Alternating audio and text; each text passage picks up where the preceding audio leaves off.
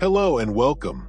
My dear buddy, he is not waiting in paradise for you to fail or stumble. No, heaven has been leaning inward. Angels have stood still in admiration of you. Why? Because you did something few others would dare to do. You picked the tougher route, the path of truth and love. When you had everything, you might have gone with something easier. And when did you make that choice? I have not observed. Think about it. We've heard that even angels desire to investigate the secrets of God's activity in humans. You are the mystery. Even the celestial hosts are amazed at how your life has unfolded.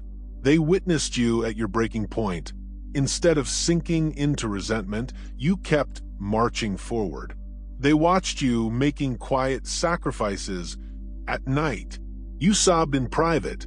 You got up in the mornings, even if your body told you not to. They could not help but stand in wonder. They were moved by something other than the loud public successes. It was about private fights, the ones who received no applause, the ones you thought no one noticed but heaven did, the times you believed were squandered. Those were the moments that made heaven pause and pay note. Let me express it this way.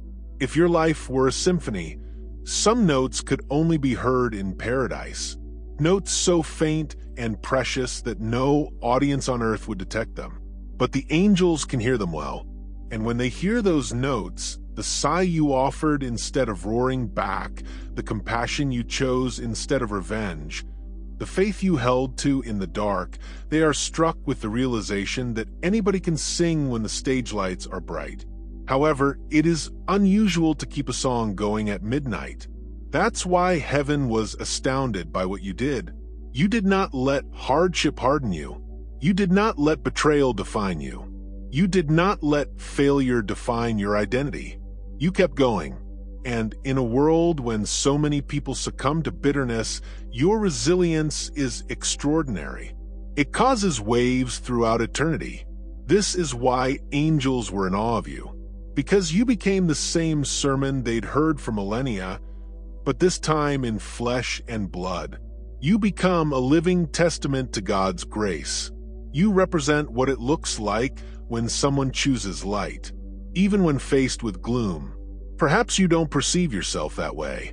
Perhaps you're still caught up in the mundane minutiae of life, bills, disappointments, and routines. However, in the spirit, your everyday experiences have been spectacular. Every simple act of honesty has echoed through heaven's halls like thunder. Consider the last time you had the opportunity to retaliate but chose to let it pass. The last time you might have said words that cut. Instead, you chose quiet.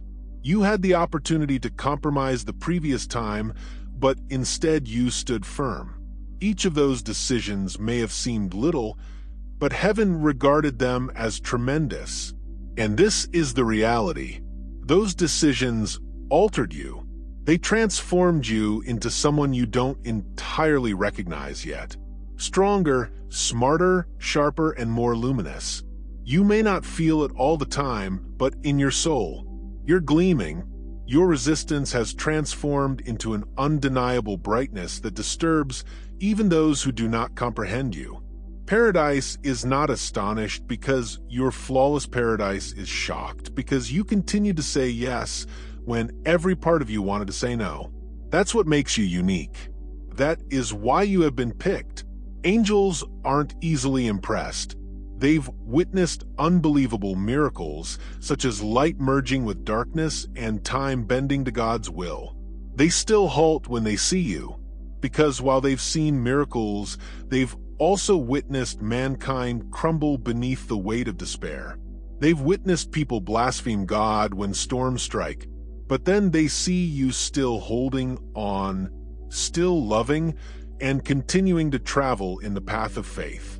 And that, my friend, is a miracle in itself. Don't underestimate what you've accomplished. Do not underestimate the importance of your obedience. Heaven has already recorded it. Heaven has already celebrated it.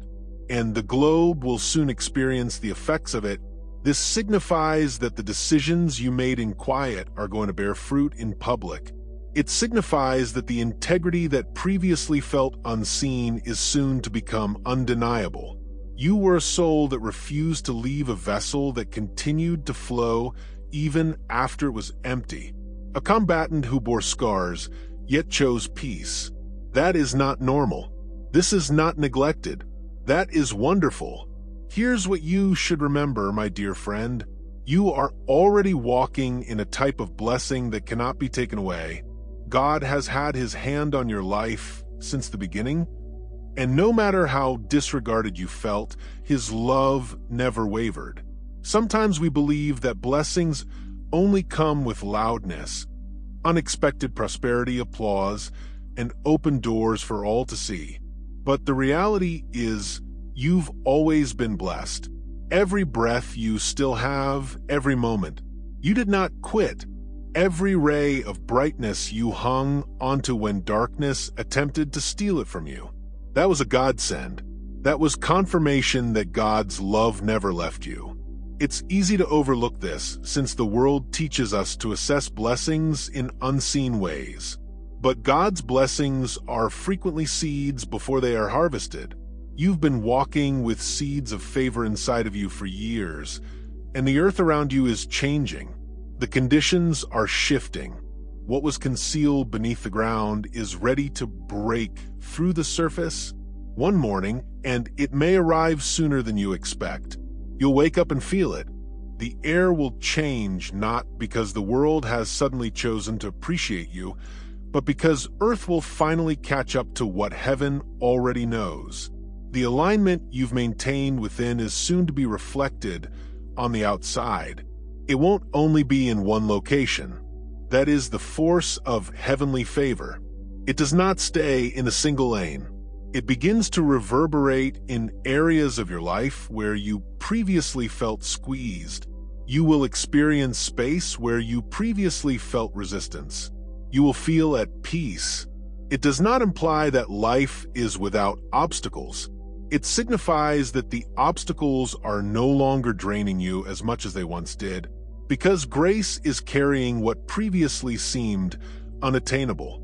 If you stay motionless for a little longer than usual, you will start to notice it. God's favor manifests itself in unexpected discussions and chances that come your way without you having to battle for them. Peace gradually begins to enter rooms that were before tense. That is not luck. That's not a coincidence. That is the prize for enduring. That is the reward for years of peaceful obedience.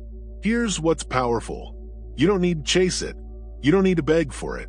Favors are not earned the same way as salaries. It is inherited in the same way that breath is. You're already carrying it. You have already been marked by it. However, as the fever begins to develop, people become concerned.